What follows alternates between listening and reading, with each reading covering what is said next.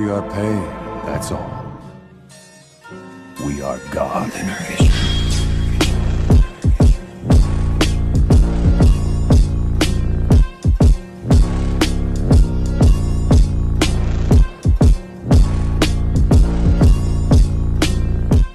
Hey guys. I'm back and I bring to you the part 9 of What If Naruto Gained Unwanted Immortality. The fourth Shinobi War has ended with the sealing of Kaguya and the Juubi in Naruto. As the years pass and his unwanted immortality becomes clear, what will Naruto do when everyone he once fought for returns to dust as the world about him changes? Don't forget to hit like and subscribe and check the author in the description. Let's start. Chapter 55, Soul Searching. The moment that word left his lips, Naruto raised the hand that was on Galbatorix's forehead and with it, a spectral shape of Galbatorix. However, instead of the usual faint purple soul that he had seen before, it was instead nearly pitch black, the same color as those of the Arazak he had ripped from a few months ago. Oh, I really don't want to view this guy's memories if the color is anything to go by. Well, here goes. Accessing the soul that he held between his fingers, Naruto closed his eyes as images of Galbatorix's past flashed by, as well as the knowledge the Mad King had accumulated over his 134 years of life. Inwardly, ever since he had arrived on the shores of Alagizia, he has always felt curiosity towards the king, whether he was as terrible as the rumors surrounding him made him out to be. He watched as the younger and arrogant Galbatorix ignored the advice of his fellow riders and recklessly charged into the spine to go after the Urgles, which got his first dragon Jarnanvosk killed. A surge of pity and sympathy for the young man coursed through Naruto when he felt the heart-wrenching pain and despair, capable of driving any man mad, happened to Galbatorix, sighing when he watched his request for another dragon rejected by the elders due to the rage and insanity simmering under his black eyes. After all, he had felt the exact same anguish not even a year ago when the love of his life died along with his comrades. Had this been the end, Naruto may have even attempted to try his tried and true talk no jutsu on the man whose soul he was reading. But it wasn't. To his horror, he watched as Galbatorix roped in a peer named Morzan to forcefully snatch a bonded hatchling from its rider before killing him and then proceed to betray the rest of his brothers and sisters, innocents who had nothing to do with the elders' decision. And if that wasn't enough, he silently watched as Galbatorix continued to grow his forces, forming the Forsworn and extracting Eldenari after Eldenari through any means necessary, even if it meant the slow mental and physical mutilation of their respective riders, right before their eyes. Had he been a lesser man or not a shinobi, Naruto might have vomited right then and there at the sight of the inhumane torture and the sick joy it brought to the insane king. Not wanting to see another second of the madman's life, he zoomed through the rest of his life, witnessing how Galbatorix's personally broke the minds of every single Eldenari in his possession, became king of Alagizia, and finally rediscovered an long-forgotten name. To think you killed people that could be regarded as your family all because of your own damn mistake, and then dragged the rest of the Alagizia into your feud. Fighting against the urge to simply crush the filthy soul to oblivion, Naruto flung Galbatorix away from him as if he was a piece of trash, but not before ripping one piece of knowledge from his soul. Observing with impassive cerulean eyes, he began to steadily stride forward as the king started to groan as he slowly grew conscious of his surroundings. Seeing more than hearing the steady and silent steps coming his way, Galbatorix turned his eyes up, only for them to widen when he saw the monster coming for him. With wild eyes, the once majestic king scrambled back away from the approaching abnormality, only to be cornered against another spike. A shadow soon fell over the still-downed Galbatorix as Naruto inexorably strode over to him, covering the silvery light of the full moon as he glared with his spinning Rinne Sharingan. When he stood almost directly over Galbatorix, the king whispered out at the shinobi that had so easily defeated him. "Just what are you, god, demon, monster?" Naruto merely looked down, not even deigning to answer Galbatorix's question. "I have seen into your soul, and you should consider yourself lucky that I didn't just kill you. But don't worry, I won't." Confusion flitted through the black eyes of Galbatorix as he wondered why Naruto would spare him. A cold voice broke his reverie as it revealed his fate with the surety of a judging god. "Don't mistake this for mercy, Galbatorix, for you will die, just by another's hand." After giving his ultimatum, Naruto turned to Hiraishin to the seal he had carved into one of Asura's horns, but not before Galbatorix shouted to the blonde's back. "Why do you not kill me yourself? Or are you one of those cowards who doesn't have the balls to finish off their enemies?" Galbatorix didn't expect to live through his last two questions, in fact, he wanted to die by Naruto's hands. Although he had abandoned most of the creeds of the Dragon Rider Order, inside there still existed that warrior's pride. And for the one who reduced him to such a state to not finish him, what remained of his pride after the one-sided beatdown demanded that he at least be ended by this Naruto, rather than to someone or something else. When he heard Galbatorix's first start to speak, Naruto paused just as he was about to teleport away when he heard what his defeated opponent wanted to say. But after listening to his thinly veiled request, a derisive chuckle forced its way out of the sage's mouth before he merely shook his head and disappeared in a yellow flash. But not before leaving a few faint, but definite, cryptic words, "You're just not mine to kill." Once Naruto teleported back to Azura, Galbatorix continued to blankly look at the space the blonde previously occupied for several more minutes. As he thought back to the fight he just had, the traitor felt an intense heat start to well up in him when he recalled the final laugh Naruto let out before smashing his fist over and over into the scales below. Barely wincing at the bruising pain, Galbatorix brought up the clenched fist that now had bits of bone poking through the skin and watched as blood started to flow through his fingers and drip onto the scales that were blacker than the night sky around them. Soon the fear that once gripped his being was burnt out by the raw fury that now flooded his veins as the laugh that Naruto left on echoed through his head until Galbatorix threw his head back and gave out a roar that was heard back down in Gilead. "Shuken, bring us back to your Ubane," commanded Galbatorix as he limped back to the saddle, securing himself as he glared at his bleeding hand. "You will regret not killing me yourself, Naruto. Whoever or whatever you think is going to kill me, I will destroy him and erase his very name from this planet. This, I swear," gritted out Galbatorix, lifting his hand towards the moon as he swore a blood oath in the ancient language, while the insane duo sped towards the heart of the Empire as somewhere in the insane dragon's mind, a small white light that was all but engulfed by the swirling darkness that was madness and insanity seemed to pulse before growing a little brighter. However, neither of them noticed the tiny black spider that clung underneath Galbatorix's equally dark robe, almost invisible to the naked eye even when under scrutiny. Flashing to Azura, Naruto appeared, standing between the metallic twin horns of his dragon as his senses were bombarded by very familiar sensations that he knew all too well. Glancing around, he noted that they were currently standing amongst the blood and ashes of what used to be the largest garrison in the fortress city. But what caught his attention were the thousands of elves who were staring and pointing at Azura, and now with him suddenly appearing, thousands of whispers erupted, filling the air with their voices. Azura, did you do something big like use the black flames of Amaterasu, grow extra wings or any other extra limbs?" Azura rolled his eyes back when he heard his rider's thoughts, although he did express some amount of surprise when Naruto mentioned some rather exotic suggestions. "For your information, no, I didn't use Amaterasu, although my usual flames do have some of its properties." "And, what was that about extra limbs and wings?" Naruto just awkwardly coughed into his hand as he lightly tapped the black dragon's head with his feet. "We'll discuss this later. Right now, Arya's mother is approaching, and I don't think she knows Arya and I are together now that I think about it." Over the past century, Naruto had done many amazing things, almost single-handedly stopped a war, fought and sealed away a goddess within him, made friends with the most powerful of the Bijou, brought his emo and vengeance-driven brother back into the light, and even married a beautiful wife. He had to admit that somehow broaching the subject to the half-a-millennia-old elven queen that he was currently courting her daughter was something he didn't see coming. Regally striding through the throng of elves, Queen Islanzati cut a path straight towards the two. And as she did, Naruto took in her appearance, unconsciously comparing and contrasting the looks of the queen and his lover.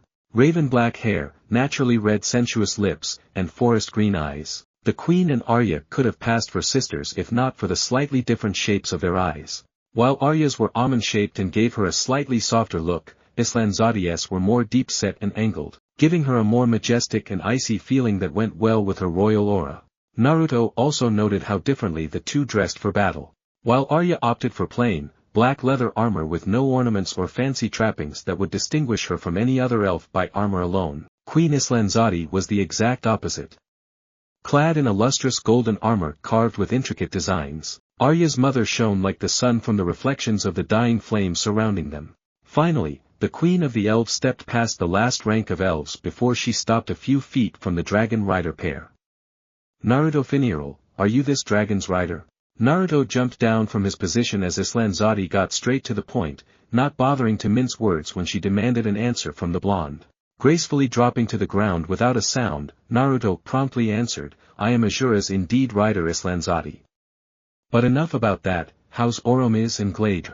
Some of the elves behind the queen bristled at the disrespect Naruto showed, however, Islanzati merely waved them off, already used to the foreigner's manner of speaking and knowing he didn't mean anything by it. Oromiz Shurtugul and Glade Brightscales are currently in the care of our most skilled elven healers. But I must ask what happened up there. While Glade was fine, when Oromiz was brought by Azura, he had lost much blood and had severe organ damage to the point that he was beyond our skill to heal. It was not the bodily damage that nearly killed him, but rather amount of blood he lost on his way to us. Naruto frowned. Then how is Oromiz still alive? Not that I'm complaining. The queen furrowed her defined brows as she recalled the strange event that happened the moment Azura touched down. What happened was the strangest thing that I have seen in the past century. The moment Azura landed, what appeared to be tree roots erupted from the ground that proceeded to wrap around Oromiz. When we were about to free him, we noticed that the roots seemed to be injecting some kind of sap into his veins and his condition stabilized soon after. The sage temporarily zoned out on the queen's words as remembered a certain tree back in Elesmere promising him that should Eragon, Arya, or the elf in front of him ever toe the boundary of death, the Manoa tree would intervene. But she never mentioned saving Oromiz should he be in such a situation. Naruto thought for a moment as the queen finished her summary of what happened before shrugging, deciding perhaps Linnea found that keeping Oromiz alive was in her best interest. Do you anything about this odd occurrence Naruto Shurtugul? Arya's mother's voice commanded his attention as Naruto blinked away his musings. In fact, I do know about what happened. No doubt you already know of my deal with the Manoa tree, correct? Islanzati didn't bother to nod or show any signs of agreeing with him, only crossing her arms as she waited for him to continue. In exchange for my services, Linnea promised that should Eragon, Arya, or you ever be near the edge of death, she would save all of you, but only once. However, she never mentioned Oromiz in that promise. Naruto rubbed his chin as he thought of ways to thank the Manoa tree while inwardly smirking at the astounded look on the queen's face. One has to understand that ever since Islanzati was born and even before, the Manoa tree almost never spoke to anyone, much less promised to do something so, out of the way of the forest. The closest Islanzati had gotten to successfully asking anything from the Manoa tree was singing wood for bows from the tree herself. Before anyone could say or do anything, Naruto unsealed the camera and whipped it in front of him, snapping a picture with a click before resealing it. Oh, I'm definitely showing this picture to Arya, thought Naruto gleefully as the sudden motion startled the queen out of her reverie. However, other than a slight narrowing of her eyes that would have sent lesser men scurrying for the hills, Islanzati decided to ignore the odd contraption in favor of asking the question every elf had on their mind. What happened up there? Quirking up the corner of his mouth, Naruto unsealed Vrangr while intentionally letting loose a huge explosion of smoke that instantly had the other elves reaching for their own weaponry and the first words of thousands of spells on their lips. But the instant the smoke faded away and the blade of the first rider came into view, all of the eyes of those who could see the sword widened dramatically as they realized the first ever rider sword. I see what Oromiz meant when he left to fight Galbatorix.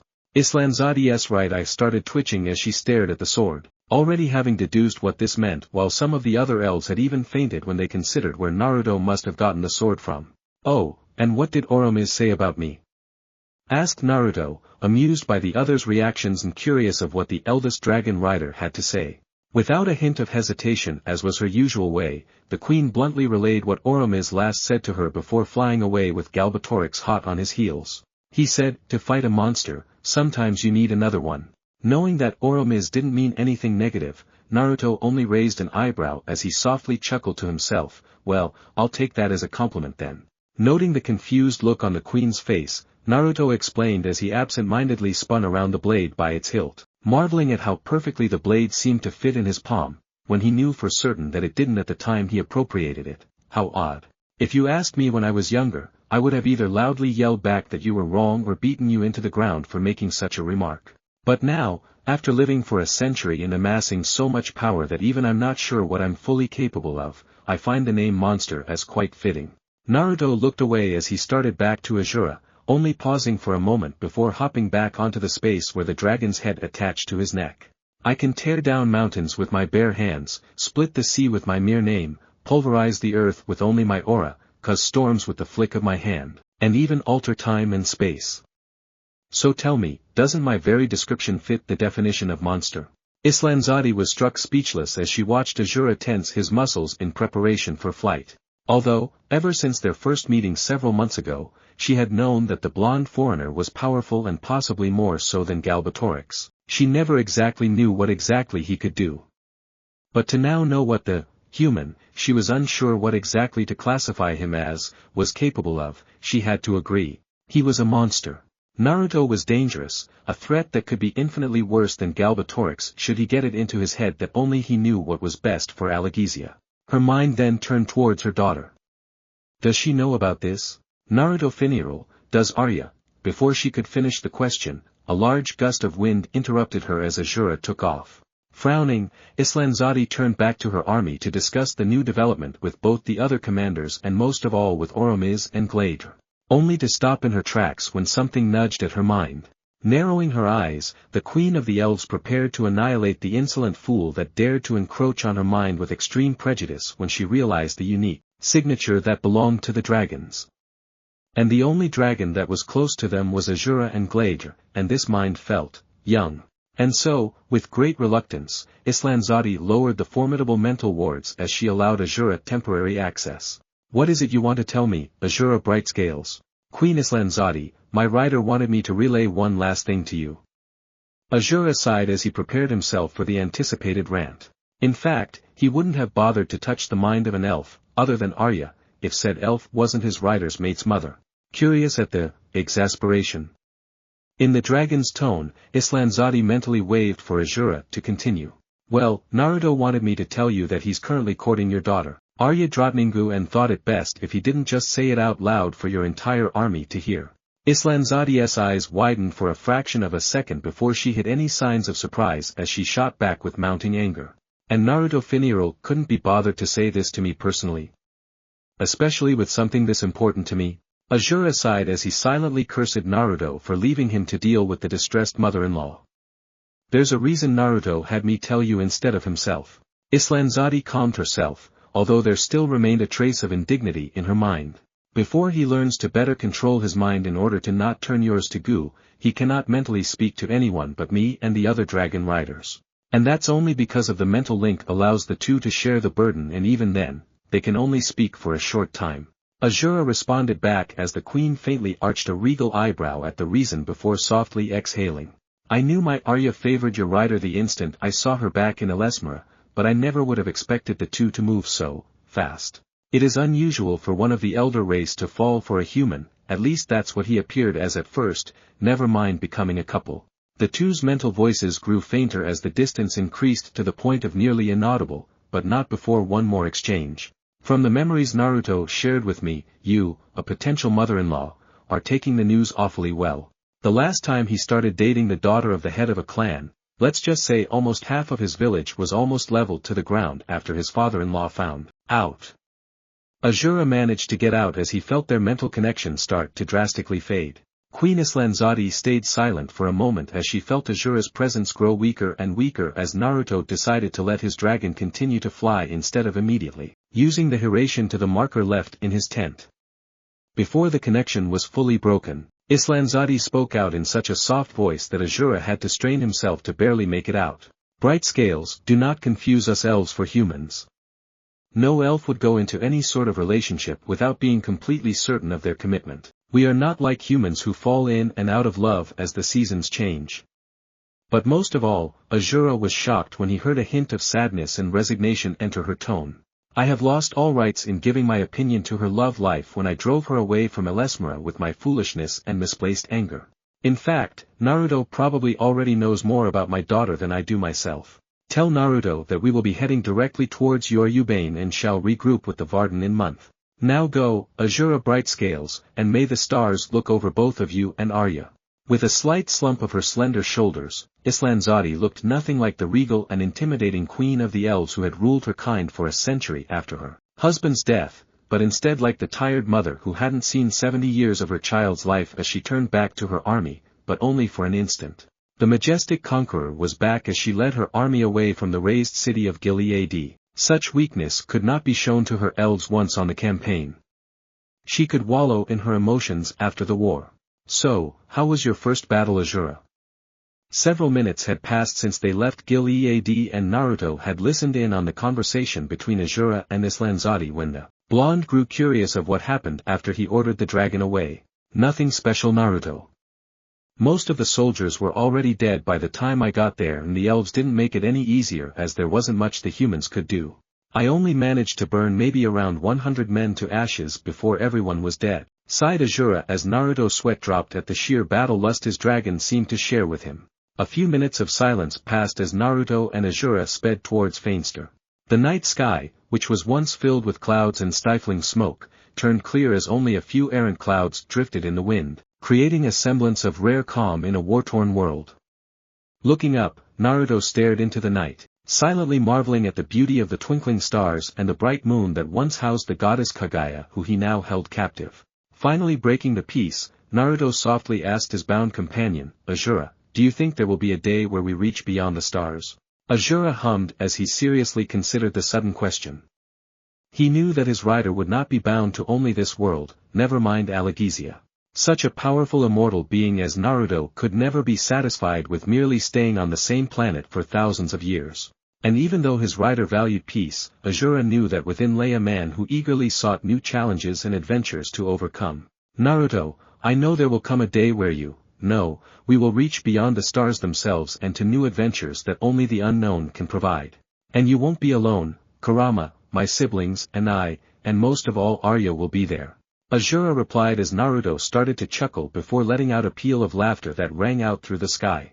Running through the 5 required hand seals, Naruto bit his thumb as he forced his injury to not heal instantly before slamming his hand down onto Azura's back. Kuchiyos no Jutsu. In a small puff of smoke, a small 10-tailed fox popped out on top of Naruto's head.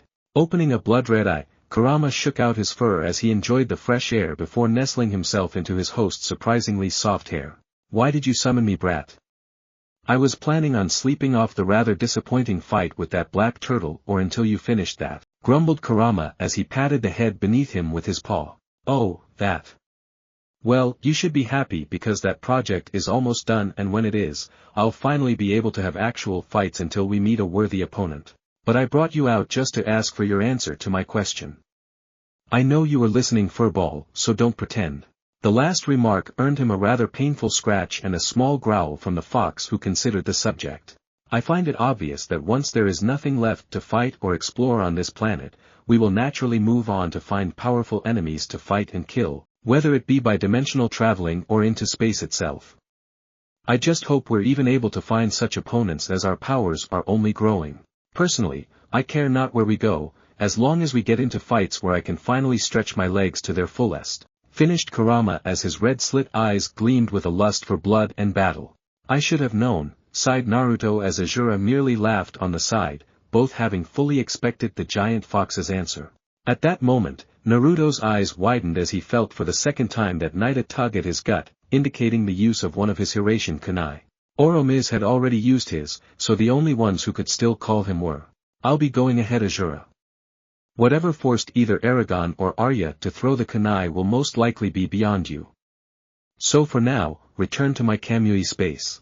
Naruto saw the unwilling look in Azura's eyes, smiling as he knew that expression all too well. Don't worry, I'll be teaching you how to voluntarily access the Azura path once we have time. Finally, Azura reluctantly nodded as Naruto muttered Kamui, returning Azura to his personal dimension before disappearing in a yellow flash. His last worried thought was, hold on Aryaheim, I'm on my way. Chapter 56, A Dreadful Price. As Naruto was fighting it out with Galbatorix, the siege of Feinster went on. After the gate had been disintegrated by the sage's new jutsu, Ajihad led the Varden into the city, heeding Naruto's advice as he ordered his commanders and sub-commanders to offer mercy whenever possible and to tell them to swear that they and their Lady Lorana would not come to harm should they but surrender. To his surprise, almost of those encountered in the first few minutes did indeed lay down their arms when they were promised in the ancient language to do as they say, especially the part of sparing Lady Lorana. In fact, of the 20,000 defenders of Feinster, there existed only around 2,000 soldiers of the Empire. Unfortunately, the soldiers consisting of the Empire had withdrawn to the main keep of the city, which was heavily fortified such that even the elven spellcasters were having trouble penetrating the miniature fortress. But other than that, the battle gone well. Too well. Ajihad had frowned when he watched Saphira carry Eragon and Arya fly over the city in an attempt to take the keep and capture Lady Lorana from above.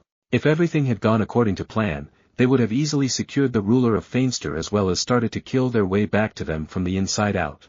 That was over 20 minutes ago. Ajihad narrowed his dark eyes as he looked up at the keep, a cold feeling forming in his gut as he wondered why hadn't they heard anything yet from the trio. Turning to the blue-furred leader of the elves, Ajihad queried Blodgarm of the whereabouts and condition of the three. We cannot seem to contact them either despite our best efforts. Something is blocking them from mental communication. For now, all we can do double our efforts in taking down their defenses and rejoining with them. Blodgarm shook his head as he shot another arrow, piercing the head of soldier and killing him before being replaced by another. Sighing, Ajihad strode back to his soldiers as he ordered the battering ram to be brought up, to destroy yet another, albeit smaller, gate. Damn, he wished Naruto was here. Eragon, Saphira, and Arya were not having a good time. True, it was ridiculously easy to access the keep and with his wards against arrows, bolts, and stones along with the reserves of the Eldenari, they were able to brush off any projectiles that headed their way. Finally alighting onto the tallest spire of the keep after entering the dead angle of the archers and the soon-to-be-destroyed catapults on the city's walls, Saphira concisely warned her rider and Arya as they clambered down onto the roof.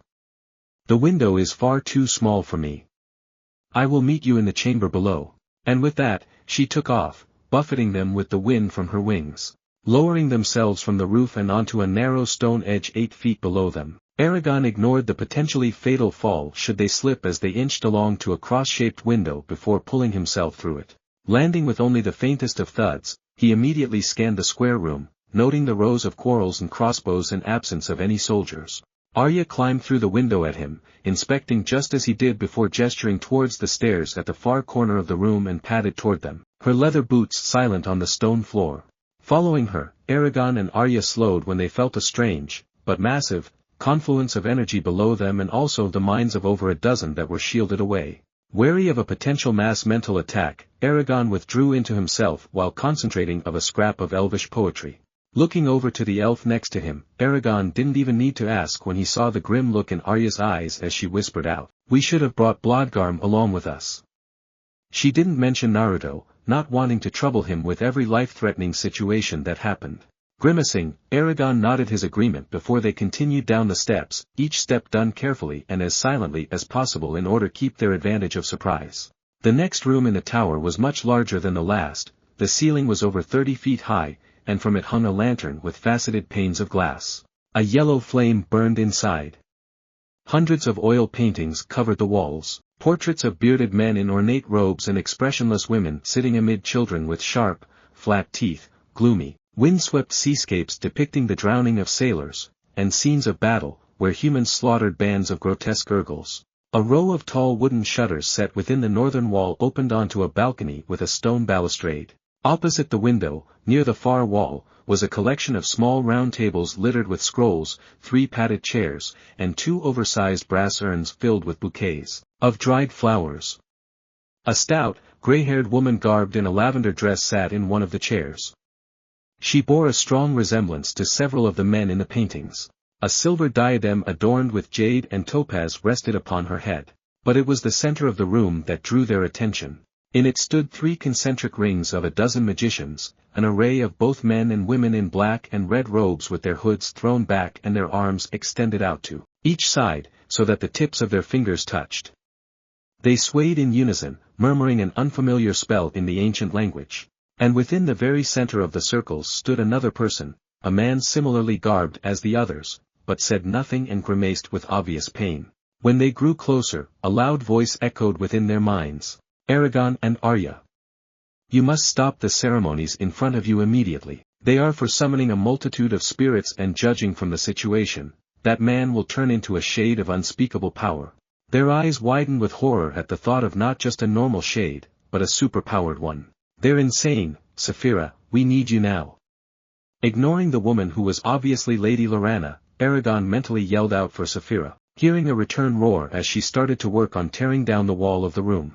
The entire keep shook under the smashing and fires of the worried and enraged dragon as she tore down the obstruction to the targets within seconds. Despite having killed a shade, Durza, before, Eragon held no illusion of his chances of a decisive victory without severe wounds. Durza was powerful, yes, as shown by the amount of blood and terror he alone caused to the Varden. But in the end, he was only composed of 3 spirits, and from the looks of things, each of these new shades would house at least as many dark spirits as there were magicians. The only confidence he had was his mental defense that was aided by the 134 Eldenari behind him and his bonded dragon Saphira. To his side, Arya also felt an immense amount of worry and apprehension as she recalled that only 3 people had managed to ever kill a shade, and the one next to her had help from Naruto of all people. But underneath all of that, there was a current of excitement at the prospect of finally testing her new strength against a worthy opponent. That wasn't Naruto. Perhaps the blonde had rubbed off more on her than she thought. With a terse nod to each other, Eragon and Arya wasted not even a second as they began their work, darting towards the unmoving magicians and slicing at their throats. Immediately, their swords were met by incredibly dense wards as Arya's sword was deflected by a spray of sparks. Only Eragon's blade managed to catch a hold on the arcane shield due to its anti-magic properties before he poured more chakra into those wards and proceeded to pierce through and easily behead the still motionless magician. At that instant, Eragon groaned as he felt his chakra substantially decrease as his wards blocked whatever spell was keyed to the destruction of the magic shield. Gasping while fortifying himself with the jewels of the belt of Beloth the Wise, Eragon sprinted towards the next one. On the other side, Arya narrowed her eyes in annoyance as she channeled a small amount of chakra through her pathways, increasing her speed and strength enough to easily slash through the wards. Grunting, she too felt her reserves start to decrease before she instinctively performed a single seal kawarimi with the body of the man Eragon just killed. Puffing into existence, Arya turned to where she substituted from, only to see the body turn itself inside out as the retaliatory spell ran its course, before running towards the next one. By this time, Saphira had smashed her way through the wall and immediately started to help Eragon as he started to encounter wards that took up more precious seconds and energy to cut through by himself.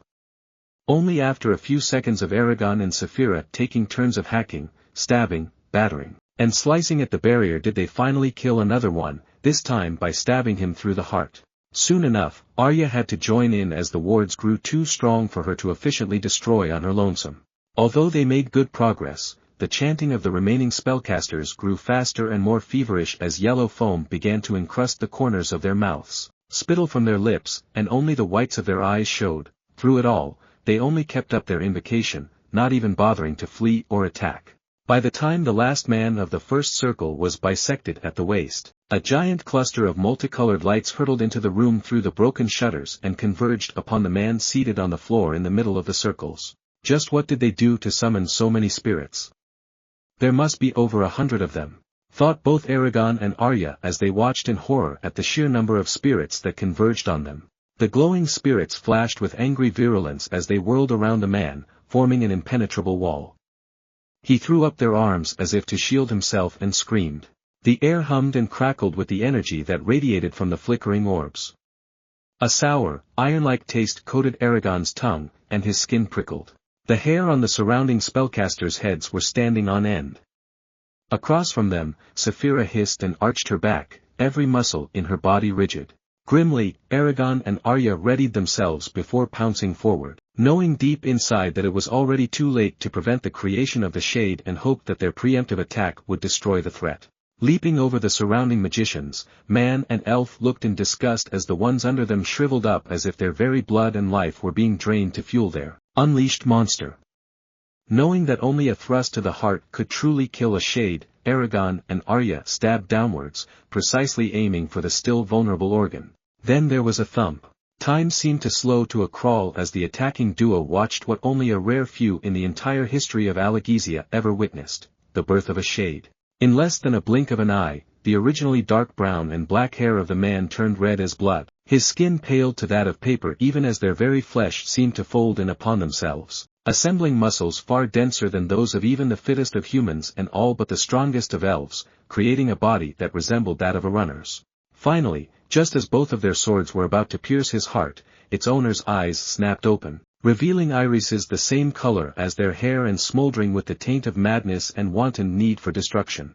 Faster than either Eragon or Arya could react to, the newborn shade grabbed at the offending blades that had sunk a centimeter into his chest with his bare hands, ignoring the black blood that now poured down the edges and dripped onto the polished floor.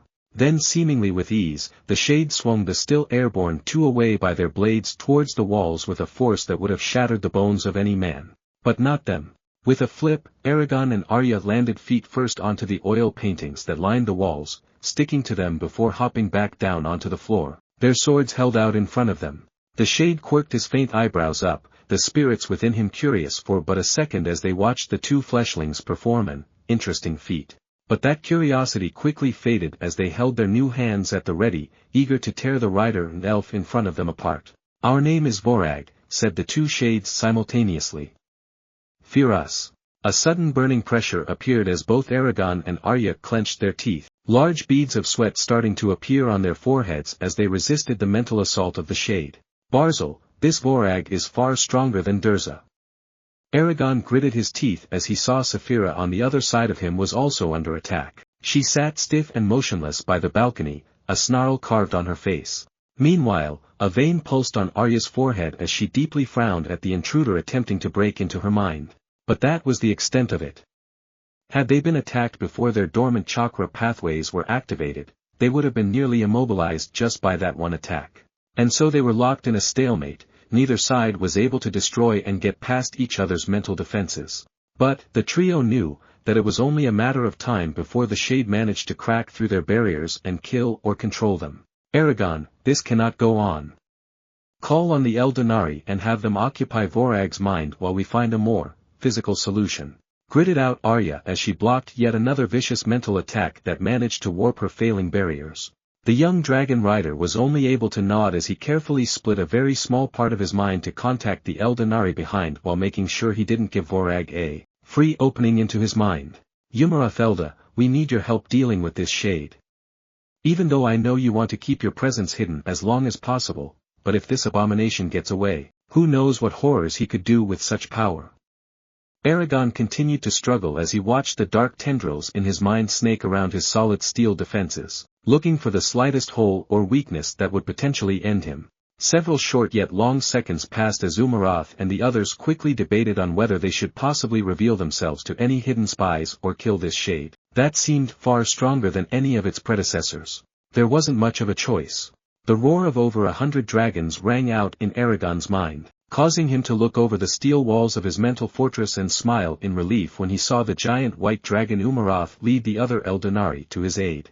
He watched as 134 dragons of varying sizes, the biggest being over 3 times the size of Saphira, all opened their jaws and spewed out what he could only describe as a multicolored firestorm, making him avert his gaze lest he be blinded and causing the surrounding darkness to burn away and retreat back to their origin.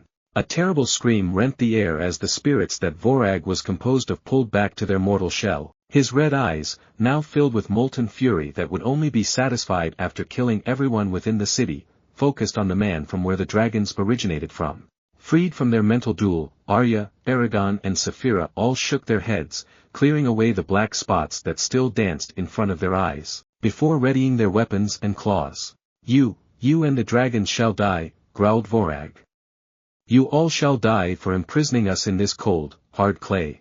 Once again, the shade attempted to break through their minds, to seize control and torture them until they broke, before going out and massacring the other insects that dared to force the noble and once pure spirits into this dirty shell of a body. Only this time, Umarath once again lead the other Eldenari in retaliation, seeking to isolate the considerable prowess away from the more fragile minds of their allies as they battled at the speed of thought.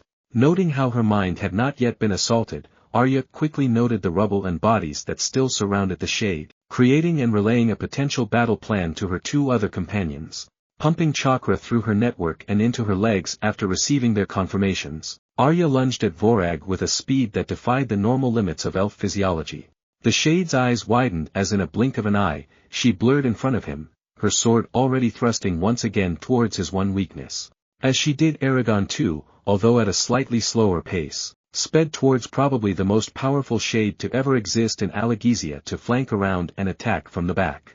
Saphira stood back, knowing that her bulk would prove more of a hindrance than a benefit, and for all her muscle and flames, any fatal blow other than a thrust through the heart would result in Vorag dispersing, only to appear elsewhere fully healed and even stronger than before. Instead, she joined her mind with Eragon's, providing an extra layer of security as well as sharing her line of vision. Vorag knew that for all of his newfound might, he did not hold much of an advantage against his current opponents. His and all Shade's strongest weapon, the mind, was effectively negated due to the presence of the Eldenari. However, the dragons were only able to prevent him from lashing out. Not even they could bear to look long at the jumbled and incoherent landscape of his mindscape without going mad, which left close quarters combat and magic. With a snarl, Vorag slapped away the blade in front of him, causing several of his fingers to pop out of their joints, only for them to pop back into place with several sickening cracks. Flowing with the sudden force, Arya spun as she transferred the considerable momentum back into her downward slash, aiming to maim rather than kill. At the same time, Eragon appeared behind the shade, stabbing breezing towards the same target as Arya did.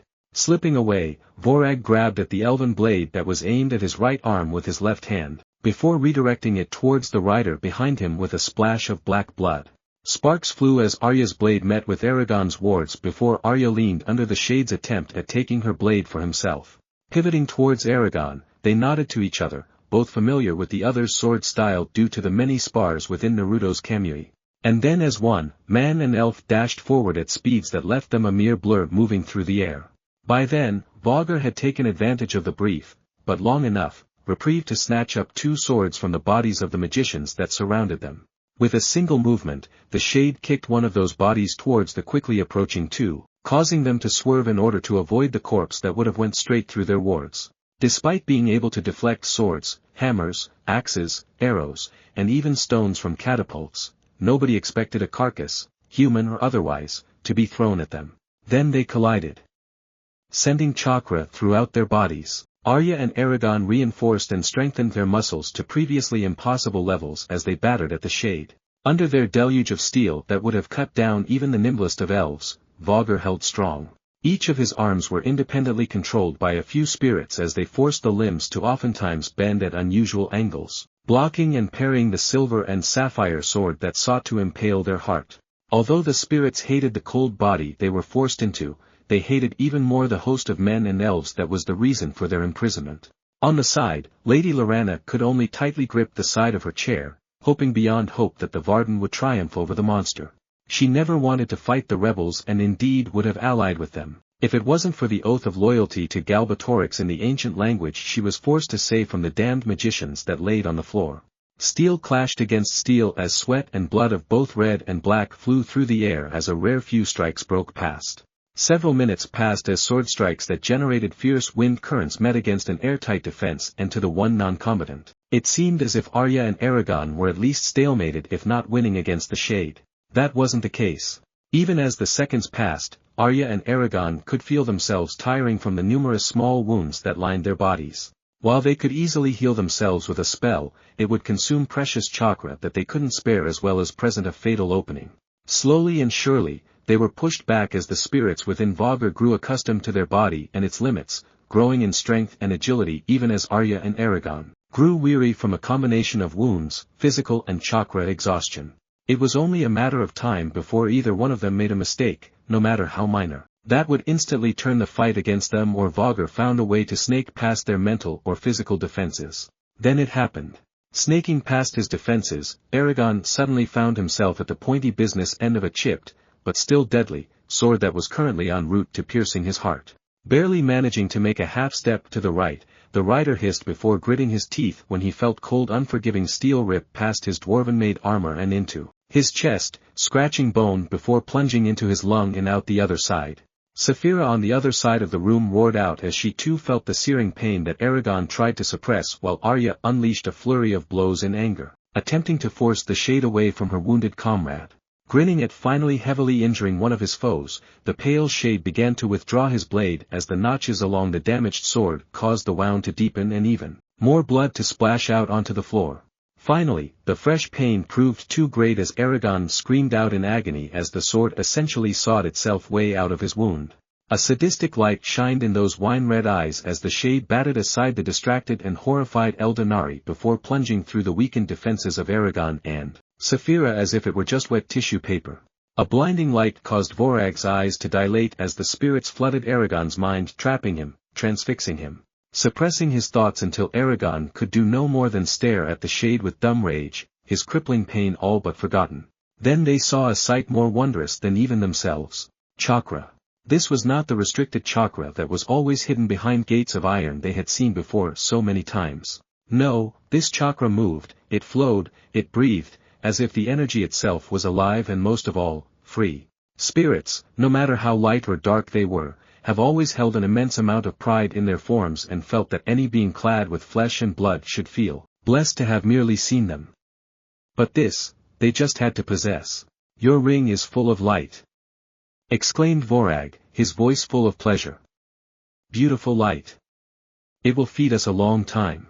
Just as Vorag was about to seize Eragon's body, the shade frowned in anger when his intended target suddenly disappeared in a puff of smoke, the weight on his sword disappearing even as the smoke obscured his vision. With a growl, Vorag whipped his head around, looking for his prey. But so intent was he on searching for Eragon, he had momentarily forgotten his other opponent, Arya. And so he missed the tiny glint of light at the corner of his eyes as a sapphire blade came rushing through the smoke, aiming straight towards his heart as Arya appeared with a look of raw determination shining in her eyes, having used a Kawarimi with the wounded Eragon and nearly depleting her chakra reserves doing so. Seeing the shade still distracted Arya, now wreathed in smoke and looking like a specter of death itself, gripped the bottom of the hilt as she stabbed out with the last remaining bits of her chakra, minimizing the distance Eragon's sword needed to travel to the pumping organ. As if hearing the sound of his death, Vorag felt a very human chill run down his spine as he swiftly glanced back towards the source, only for his eyes to widen when he felt something cold pierce his chest as a voice rang out from the other side. Breezing. Looking down, Vorag saw what caused the feeling, a sword, sheathed in icy blue flames that licked down its scintillating blue blade that now felt like the sun itself, was buried up to its hilt within his heart. His dimming eyes trailed up, searching for his killer until he met the fierce green eyes of Arya, daughter of the Queen of Elves. You would dare take the light away from us? You mere elf? The dull crimson eyes seemed to light up as vengeance and apocalyptic wrath took hold of Vorag's final moments. Feeling danger she had never felt before, Arya attempted to back up, only for a pale white arm to shoot out and grab hold of her arm with bone-crushing strength. Wrenching back her arm, she was only able to put up a pathetic struggle as she was near to passing out from chakra exhaustion from the previous battle, enhancing her body against the shade, and finally performing 2 Kawarimis with one being Eragon himself who still had chakra left in him. Raising his left hand, Vorag sneered. Today, he will cease to exist and disperse back as the free spirits he was, but not before exacting a suitable price for denying him the light unknown to him previously. A finger, level with her green orbs, pointed straight at her as Vorag spoke his last words. You will not die, but instead forever live in the darkness. Garjla. 2 thin red beams shot out of the finger at unspeakable speed, and directly into her eyes. With a sharp cry, Eragon and Saphira watched in horror as their friend and close comrade let go of their sword and fall to her knees, crying tears of blood while clutching at the hollow cavities that once held her enchanting forest green eyes. Ignoring everything else, including his own punctured lung, Eragon lurched forward, almost falling to his knees, before catching himself and tottering towards Arya, who by now had regained her calm and casted a minor healing spell to stop the bleeding. Supporting himself, Eragon's thumb accidentally brushed against a smooth circular piece of metal that he could stick a finger through. Oh, I'm an idiot. Realizing what it was, Eragon fumbled around with fingers that seemed to refuse his commands before weakly grasping the Hiratian kunai he kept on him at all times in his failing trip, and tossing it towards Arya. Chink. The stone floor of the keep didn't prove to be an obstacle as the keen edge of the kunai stabbed into it. Twitching her pointed ears, Arya snapped her head towards the unnatural sound, grasping at her own sword that was in its sheath at her side. However, the moment she laid her hand on the leather-bound hilt, a warm, familiar hand gently laid itself on top of hers, preventing her from unsheathing her blade. But she knew she didn't need to, because she knew exactly who was in front of her. Then Arya heard a soft sigh that pulled at her heartstrings. Ducking her head, the elf attempted to hide away her grievous wounds. not wanting to show her love what she knew were ugly remnants of her eyes as well as the tears of blood that still ran down her face. Only for another hand to tilt her chin up, preventing her from looking away and instead revealing the true extent of her horrific state. "Naruto, please, don't," resisting, Arya weakly fought against the hand until she heard a whisper above the piercing, dithering wail that shattered the panes of glass in the lantern above from the shade. "Let me see." And just like that, all attempts at resisting stopped as she allowed her face to be lifted up, crystal tears starting to flow down as Arya waited for the flinch of disgust, a single tremor that would show the emotion she most feared from him, disappointment. Several seconds passed, but nothing of the sort happened. Just as Arya was growing confused at Naruto's lack of reaction, the hands that once laid on her own hand and chin moved up to cup her angular cheeks. Once a vibrant light honey now turned pallid from pain and blood loss, his thumbs lightly brushing away the tears that continued to trickle from the ends of her destroyed eyes.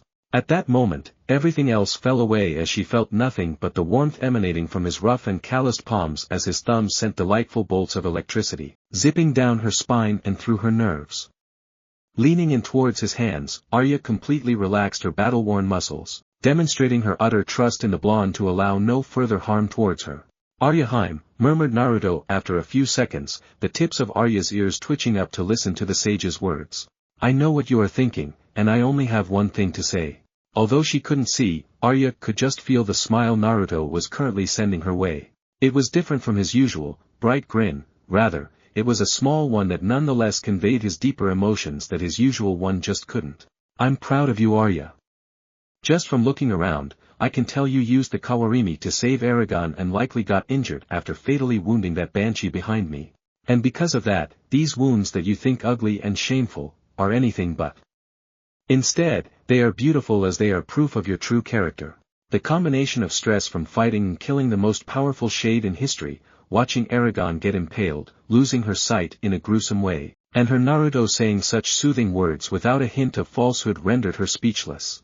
And so she settled to just cup her still bloody hands around those around her now blushing cheeks, reveling in the adoration she felt from him. A sudden ripping sound interrupted them as it echoed through the air when the pale skin of Vorag that had turned transparent, showing the dozens of black spirits that possessed the body, started to crack and rip at the seams as the spirits fought their way out of the confines of their prison.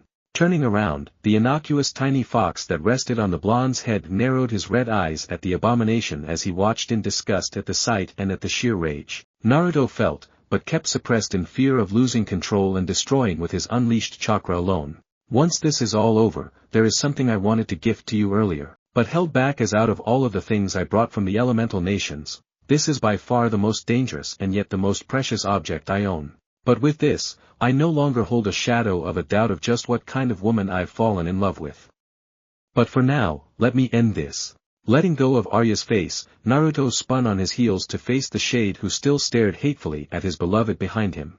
Striding forward, the god of shinobi activated his Rinna Sharingan as he looked into and past the maroon eyes of Vorag, searching for any reasons why he should regret doing what he planned on unleashing. He found none. Only 2 words left his mouth, but what followed next burned itself deep into the memories of Eragon, Saphira, and the rest of the Eldenari. Kurama, devour.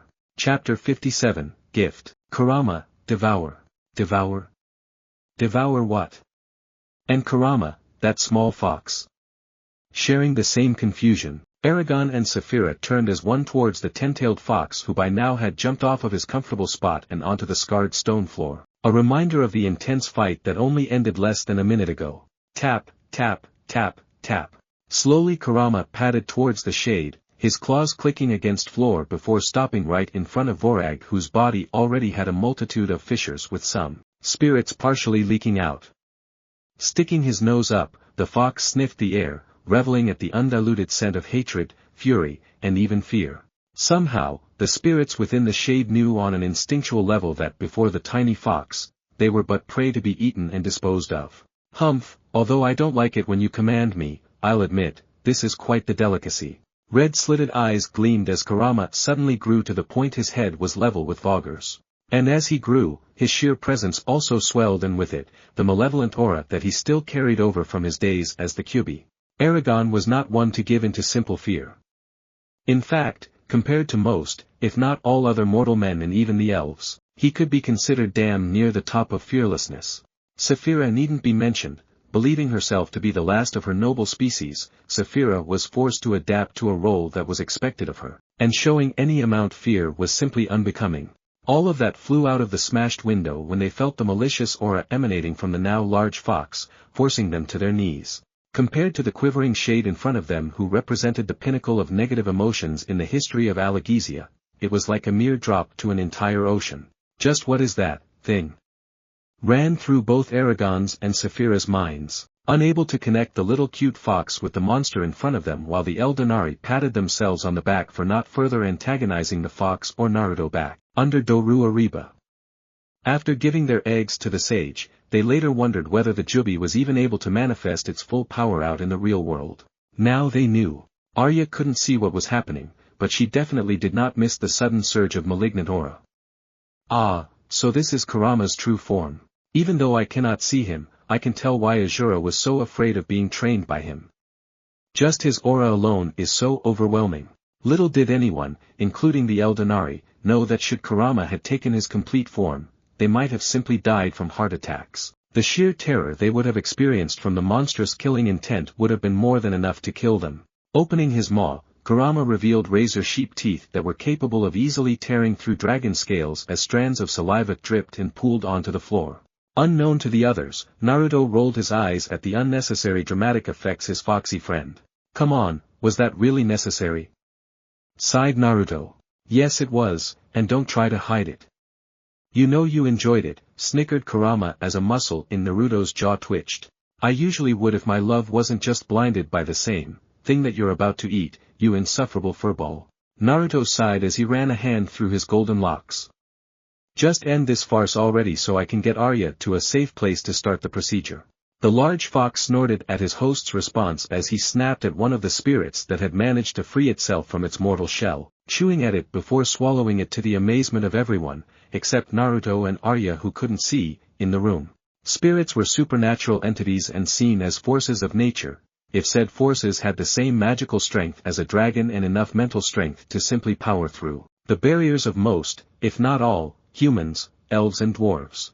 They were among the most mysterious and enigmatic of beings that existed in Alagaezia, and to see one actually being eaten.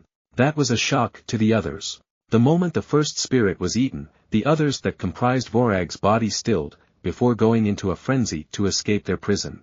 As the cracks on the shade's skin widened, so too did the number of spirits that managed to free themselves, only to find their next destination to be the dark belly of the Juubi himself as Kurama, with stunning speed and accuracy, made sure that not even a single one the unusual, hatred-filled orbs of sentient chakra escaped his jaws. Seeing even more of their kind consumed by the demon fox, Vorag gave one last piercing scream before his body finally burst apart in a bright flash of light. The caged spirits made a run for it with the fastest of them already starting to slip through the surrounding stone as they weren't there. Humph, know your place, lunch. Without moving a millimeter from his position, Kurama began to inhale, forcing most of the spirits that were still within a few feet of him to come hurtling back into his mouth, letting out wails of their own as their very existence was erased from the world. As for the ones that almost escaped, it was as if a mass Bansho Tenin was done, jerking them back into his open jaws even as they squirmed and struggled before they were ripped to shreds by teeth that by all accounts shouldn't have been able to even touch them. Once all of the spirits were consumed, the Juubi no Kitsune fell back on his haunches as he let out a loud, satisfied belch before shrinking back to his chibi form and jumping back to what could only be described as his go-to-perch, Naruto's hair. For a few seconds, there was only silence as nearly everyone sat/kneeled, slack-jawed at what they just witnessed as Naruto scanned the area with bright saffron eyes for any ambient spirits after sending a command for the Kage Bunshins in the Byakugu seal on his forehead to pause in gathering nature chakra that prevented his passive sage mode level 1. Sensing nothing, Naruto reactivated the seal before clapping his hands to gather everyone's attention. If that's everything, I will be bringing Arya with me to my Kamui in order to heal her eyes. Just tell my clone if you need anything. A shadow clone of him then stepped out from behind him before going over to Eragon to treat his punctured lung. Geez Eragon, just what happened to you? I thought I hammered into you to guard your vitals with my training, said the clone as he swept over Eragon with glowing green hands. TCH, training my ass. It's just an excuse to torture me, muttered Eragon under his breath, so quiet that even elves wouldn't have noticed. Unfortunately, despite being only a clone of the original, the senses the Naruto clone possessed far outstripped any of those available to the elves, no matter how modified they were. With a rather sweet smile that definitely did not belong on Naruto's face, Eragon began to back away, only to find his shoulders tightly clutched by, wait, were those claws? Saphira just sighed as she did a quick mental prayer for her rider, hoping that his agony, and by extension hers as well, would be quick, not that she had much hope of that happening. Eragon-chan, did you say something? That sweat that was dripping down his forehead? It was from the dreadful wounds that by the second were disappearing. It most definitely did not have anything to do with the shadows that seemed to come alive on the clone's face. After all, how could the great dragon rider Eragon be afraid of some clone? Naruto just chuckled at his clone's antics before nodding towards the Eldenari. I have the king's knowledge. I'll transfer it to you later after we leave Feinster. Shock ran through the minds of the deceased dragons as Umarath could only reply with a simple mental nod of thanks before falling silent with his brethren due to shock and disbelief. Seeing that there was nothing else to do, Naruto turned back to Arya before kneeling down and picking her up in a princess carry, much to her chagrin as she attempted to protest, but quickly stopped due to chakra exhaustion. As Naruto's normally cerulean eyes swirled into the violet of the Rinna Sharingan, the very air seemed to collapse on itself into which the two disappeared. Recognizing the jutsu, Eragon stared as space untwisted itself back to its normal state. Once the clone fully healed his wounds, the young rider stood up and with barely a stumble, went for his sword that still laid on the ground after piercing Vorag's heart. I guess there are now 2 shades layers. What a time to be alive, eh? With a quiet laugh, Eragon headed towards the unconscious ruler of Feinster, Lady Laranna, who had long since fainted when Kurama grew the same height as a man.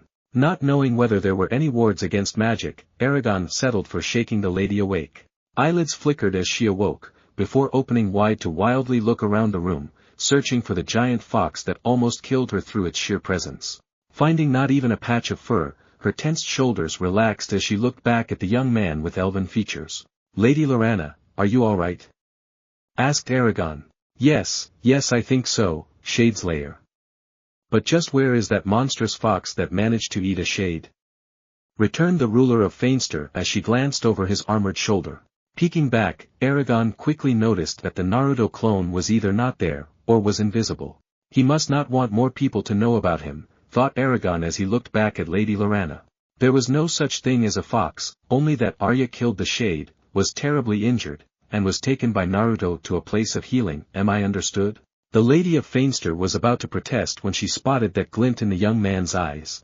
Being the ruler of a relatively important city, she was no stranger to politics and had learned long ago what that expression meant. Ah, I see, Eragon Shadeslayer.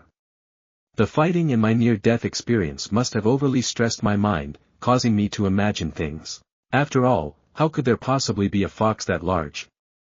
Lady Laranna slightly bowed her head as she stopped actively searching for the fox.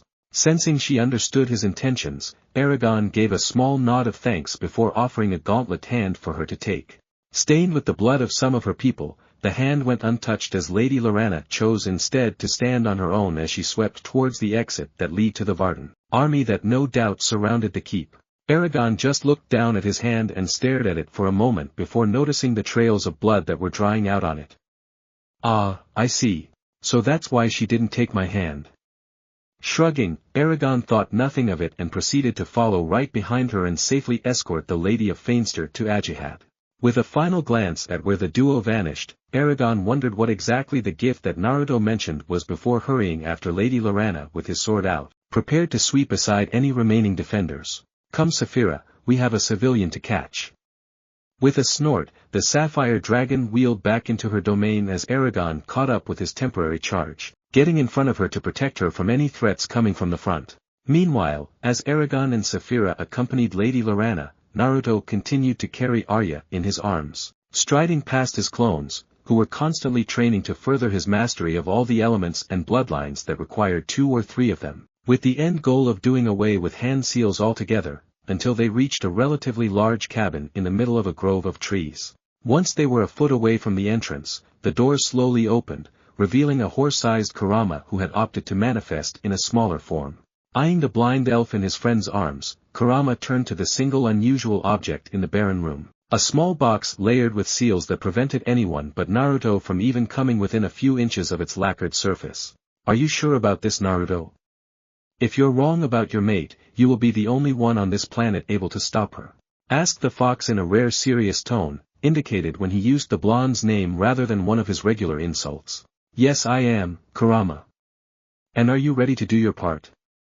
Asked Naruto back, as he shrugged past the fox and into the room. Yes, it's ready. All you have to do is use the jutsu and I will direct it to the isolated area. I just hope you know what you are doing. Kurama replied as he followed behind Naruto, watching several pillars of wood burst from the middle of the floor before shaping themselves into a smooth operating table. Placing Arya on it, Naruto created another clone who, without a word, went through the seals needed for the Shozen Jutsu. As the clone diagnosed and healed the elf, he also mentally rattled out all of the injuries he found. Raising an eyebrow, Naruto looked back and forth between his clone and Arya, repeating with some exasperation the list of injuries she sustained. Moderate case of chakra exhaustion, hairline fractures on both arms and hands, shallow to deep cuts all over your body, and finally completely burnt out eyes. Damn Aryaheim, just what did you do in the hour I wasn't here? If she still had her eyes, she would have rolled them at him. Oh, I don't know, Naruto, said Arya sarcastically. After the gates fell, I might have been one of the first to break into the city, kill around 100 or so soldiers, fly with Eragon and Sephiroth directly to the keep while avoiding hundreds of arrows seeking to turn us into pincushions, and then get into a fight with the powerful shade in history while managing to kill him before he killed us. Whatever manners that were pounded into her since birth was forgotten when in the presence of her other half and especially after a stressful life-and-death battle. Kurama, who had by then made his way to their side, glanced between the two before chuckling in amusement. She's got you there, brat. With an eye roll of his own, Naruto just muttered, whatever, before biting his thumb and swiping it on the exterior of the box. With a small pop, the small chest opened, revealing a jar full of preservative liquid, and two floating eyes. With a fond, yet sad smile, Naruto stared at the orbs for a second before grabbing the container and moving back to Arya. Having heard the clicking sound of the box opening, Arya couldn't contain her curiosity any longer. What exactly is this gift you mentioned earlier? My first wife's eyes, said Naruto as he went through what had to be done in order to fully use the eyes that were once touched by Himura's chakra. Arya froze at the answer. He's giving me his late wife's eyes. Not waiting for Naruto to continue, Arya struggled up from her supine position before propping herself on her elbows. Wait, Naruto, why are you doing this? Couldn't you simply regenerate my eyes like you did to Gladrelda's leg earlier? Surely that would be simpler instead of using something so obviously precious to you. Pausing his thoughts, Naruto considered how best to answer Arya's questions without hurting her pride. Sighing, he decided to be blunt about it. Arya, you already know that soon after this war, I will be leaving Algesia. Arya frowned at the answer, but nodded her agreement. Although Naruto had never directly told her his plans, it was something she had deduced long ago. Seeing her nod, Naruto continued. There are many things I had to consider after I left, like finding a new home for the riders, planning out where to go next, but most of all, you. Tilting her head initially in confusion, Arya instantly deduced what he meant. I see you know what I mean. Naruto sighed as he ran a hand through his hair. Algesia is your home, one that you have been fighting for a century in the hopes of one day freeing her from Galbatorix. Even though I love you, I can't ask you to just up and leave. It would be heartless of me to make you choose between me, and your home, family, friends, comrades, and even your future. And that's when I decided. Naruto's hand fell away from his head as he caressed the still pale cheek of his new love. Whether or not you choose to come with me in the end, it doesn't matter. The only thing I care about is your safety, and judging from what just happened, I say my concern is fully justified. Bringing up the same hand that was on her cheek, Naruto delivered a light flick to her forehead when he said the last statement. Slightly annoyed at the finger flick, Arya blindly swatted at the perpetrator, but when she kept missing, Arya instead pouted her displeasure, which only earned her another flick. Naruto loudly sighed at the rare act of childishness she showed before smiling, relieved that despite hiding her emotions and only showing her cold side, she was still able to display how she truly felt. Boss, it's done. With a nod towards his clone, Naruto mentally dispelled him while feeling a minuscule amount of chakra rush back into his network. Arya, the eyes I will be implanting into you are called the Byakugan, otherwise known as the all-seeing white eye, and belong to my wife, Hinata Hyuga, the princess of the Hyuga clan. These eyes allow the user to see almost 360 degrees, through walls, and even great distances. These eyes in particular allowed my Hinata to see well over 20 kilometers away with great clarity. And like my Rinne Sharingan, they can also see chakra, but to a much greater extent than my own can. As Naruto rattled off the advantages of the Byakugan, Arya started to wonder what kind of woman this Hinata was. Was she kind? Was she strong? Why did Naruto love her? What did she look like? Did they have a child? Questions kept popping up in her mind until she sensed a slight, but noticeable difference in the tone of the sage's voice. But the eyes I'm going to try to give you are the Tensigen, the reincarnation eye. Arya felt an involuntary shiver run down her spine, as if the very name of the eye triggered some kind of instinctual fear and awe. Composing herself, Arya squashed the slight unease she had felt as she asked, and just what is the Tensigen? Naruto lifted his free hand to his chin at the question as he remembered the last time he fought off Tonari Atsutsuki. Man, that was a good fight. Wish there will be more like that sometime, thought Naruto, recalling each of the abilities Tonari showed. I actually don't know the full prowess of the Tensigen and I suspect no one else does, but from what I saw the last time I fought its last user, Hessertopslasset the Munenhof, said Naruto as he rushed through the last part. Arya just gave a blank-eyed stare only a blind person could give. Love, what was that about the moon? Naruto just sighed as his admittedly weak attempt to hide the full capabilities of the eyes failed. The last time we fought, Tonari was able to slice the moon in half, after which Sasuke, the one who gave me my eyes, was forced to patch it up so that one of the halves wouldn't come down on our planet and wipe out most of life. And that's just one of its abilities. There just have been no documentation or records about the feats these eyes could perform. And when exactly will I ever need the power of slicing up moons in half? Asked Arya, wondering how exactly she never noticed the moon being divided in two. To be honest, I hope you never need this power, and you probably never will if you decide to stay in Algesia, although it would make me feel better knowing that there would be nothing capable of harming you unless you allowed it. But on the chance you do decide to come with me, there might come a day where yes, moon-destroying attacks might be necessary. I might be, no, I am the strongest being on this planet, but outside. Naruto pointed towards the ceiling of the cabin, but Arya held no illusion of what he meant. Outside, I don't know what kind of beings, monsters, or even other gods we will eventually face, and right now, I don't want to say it, but you are too weak and even with your eternal lifespan, there will be a limit your power can reach on your lonesome. But with the Tensigen, we will stand as equals once you fully master them. But know this, the process to awakening them, will make the pain of having your eyes burned out seem like a pinprick in comparison. Naruto paused for a second before speaking his final piece. However, if you rather not have the eyes implanted, I can instead regenerate your old eyes and no one would notice the difference. With that, Naruto shut his mouth as the sound of faraway explosions and yells filled the air. He didn't want to say these things to Arya, but in order to protect her, she had to know what power level she had to be if she wanted to truly be together with him. If in the end she chose to part ways, he would not begrudge her of that decision, but if she chose to stay, he had to be honest of what kind of opponents they might need to face. It hurts. It hurts that Naruto of all people would point out how weak I am. Arya frowned at Naruto's words, but she knew deep inside of her, she agreed. Although I know that he loves me, and I him, despite the huge gulf in power between us, it does not change the fact that in the grand scheme of things, I am weak. I wasn't even able to defeat Vorag without getting blinded. Arya wryly chuckled to herself as she came to a decision of a lifetime.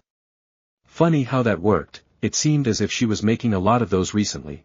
Clearing her throat, Arya told her decision, implant the Tensigen. Hearing her answer, Naruto nodded as he gently pushed her back down onto the table while unscrewing the lid that held his wife's eyes.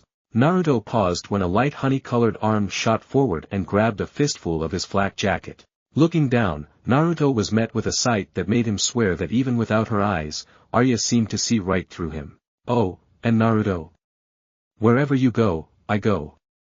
The god of shinobi froze at that, before carefully placing the jar back on the table and sweeping up the second woman who he, despite everything, came to admire and love into his arms. He didn't say anything, but the way he held her left little to no doubt of what he was currently feeling, and Arya knew that.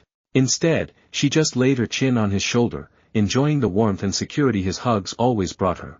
Once the moment passed, Naruto unwillingly let her go as he once again placed her flat against the table. Arya-Heim, I'm going to restrain you so you don't hurt yourself, so don't be alarmed. Half a second later, wooden tendrils grew from the table as they secured the elf's arms, legs, chest, and neck. Done with the preparations, Naruto brought over the pair of Byakugan to Arya's empty eye sockets, making sure to place them iris side out. That would have been a problem, before moving back. Ugh, about time you walking meat bags finally start the operation. I was about to vomit just seeing you two go all mushy, bleh. Kurama made a gagging noise as Naruto started to glow a solid golden yellow, his once azure eyes now a bright red-orange with a thick horizontal bar crossed over a slit for pupils. Instantly a heavy, yet warm and inviting chakra saturated the Kamui dimension, causing a rare lull of complete silence as the Naruto clones all paused their training to look in the direction of the cabin. No matter how many times I see it, it never ceases to amaze me just how powerful mere humans could become. Kurama sighed as felt the potent aura his friend was giving off. Arya, on the other hand, gasped she felt the six paths chakra hit her. It was powerful. It was almost suffocating. But most of all, it was marvelous. Unknowingly, her tensed muscles relaxed as she immersed herself in the chakra before she felt a slight twinge in her eyes. Wait, eyes. When Arya was lost in his aura, Naruto had directed the hand that held the sun mark over her eyes, carefully regenerating only the optic nerve. It wouldn't do to completely regenerate her old eye, that would be, for lack of a better term, troublesome.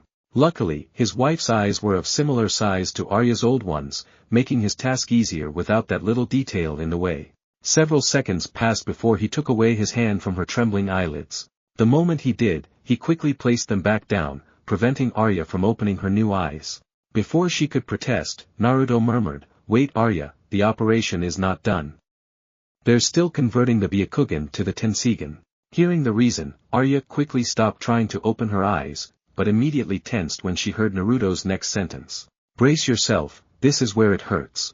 In order for a Byakugan to be turned into the Tensigan, first it had to be of utmost purity. Then it needed to be exposed to Otsutsuki chakra. Finally, the eyes had to be implanted in a host of the Otsutsuki clan.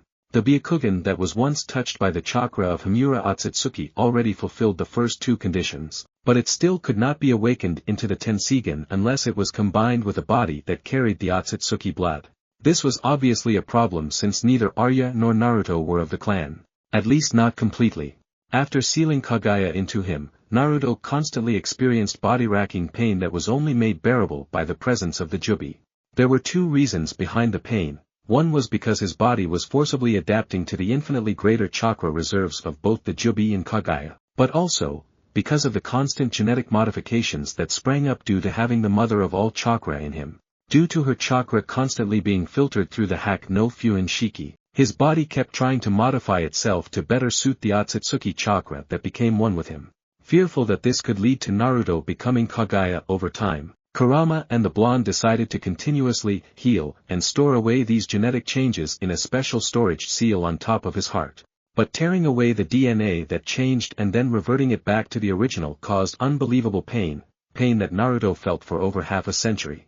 After he left the elemental nations, Naruto held what could be considered as pure Otsutsuki DNA that he planned on merging with Arya using a jutsu that Orochimaru, as much as he disliked the guy, there was no denying he was a genius in genetics, devised a way to transfer and flawlessly merge any bloodline with another person. The catch was that said person must not possess any sort of special bloodline. To be honest, the chances of Hinata's Byakugan evolving into the Tensigan were lower than 20%, even with the pure Otsutsuki DNA from Kaguya. But he had to try, because on the off chance it worked, Arya would have a dojutsu rivaling that of the Rinnegan and he could rest easier, knowing that his love possessed a nigh unbeatable power. With a puff of smoke, Naruto unsealed what looked to be a small blood-red ruby and placed it on top of Arya's forehead. Well, here goes nothing. With a final glance towards Kurama who readied himself in case something went wrong, Naruto slowly went through over 100 seals, not trusting himself to do it correctly at a faster speed. With each seal that went by, Arya clawed at the table, creating small furrows in the chakra-enhanced wood as the small crystal seemed to melt and seep into her forehead. Finally, after the 137th seal, Naruto touched his palm to where the crystallized DNA once was. Hijitsu, Kekai Genkai Norikeru. For a second, nothing happened. Then the screaming started. Arya, who had endured the worst of mental and physical tortures devised by the sadistic Shade Durza. The elf maiden who had survived well over a human lifetime of fighting in skirmishes and battles numbering in the hundreds of thousands. The Shade Slayer who killed the strongest Shade in history, only uttering a short cry after being blinded in both eyes by Vorag, was screaming out in pain. Nothing could have prepared her for the agony that felt as if every fiber of her being was being doused in molten lava. But in the small part of her mind that retained clarity, she could feel the body she knew so well after a century of constantly training it slowly change. Muscles that were originally 3 times denser than the most fit human grew even denser, far surpassing those of any elf alive or dead. Nerves that gave the elves their famed reflexes, sharpened to the point of being able to react to hypersonic threats. Chakra reserves that bordered on high jonin, shot upwards as her chakra pathways grew thicker and stronger, allowing her chakra to increase in both volume and circulation speed. But it was the outside changes that caught Naruto's eye.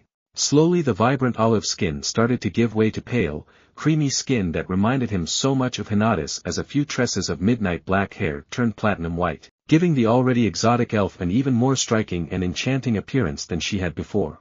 Soon seconds turned to minutes. Minutes steadily turned to hours. Gradually, the pain that coursed through Arya's body began to lessen starting in the second hour. Instead of the burning lava sensation, she felt as if she was instead stranded in the largest desert of Alagaezia, the Hatterack Desert, without any food or water, underneath the cruel midday sun. By the third hour, most of the pain had subsided, allowing Arya to reclaim most of her mind that was once lost to the sheer pain.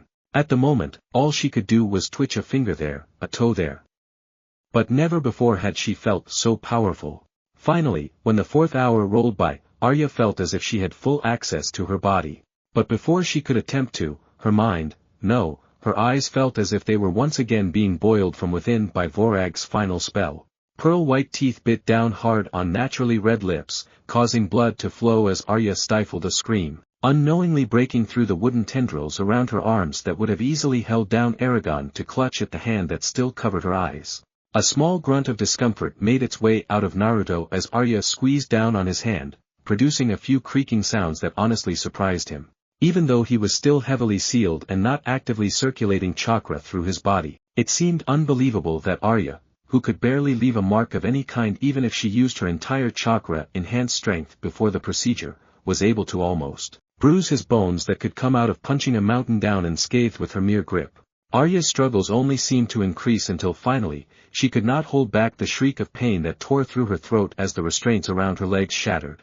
"Kurama, a little help here," yelled out Naruto, not daring to use any of his chakra modes in fear of further altering her genetic structure, as he used one hand to continue covering Arya's eyes and the other one to pin her arms above her head.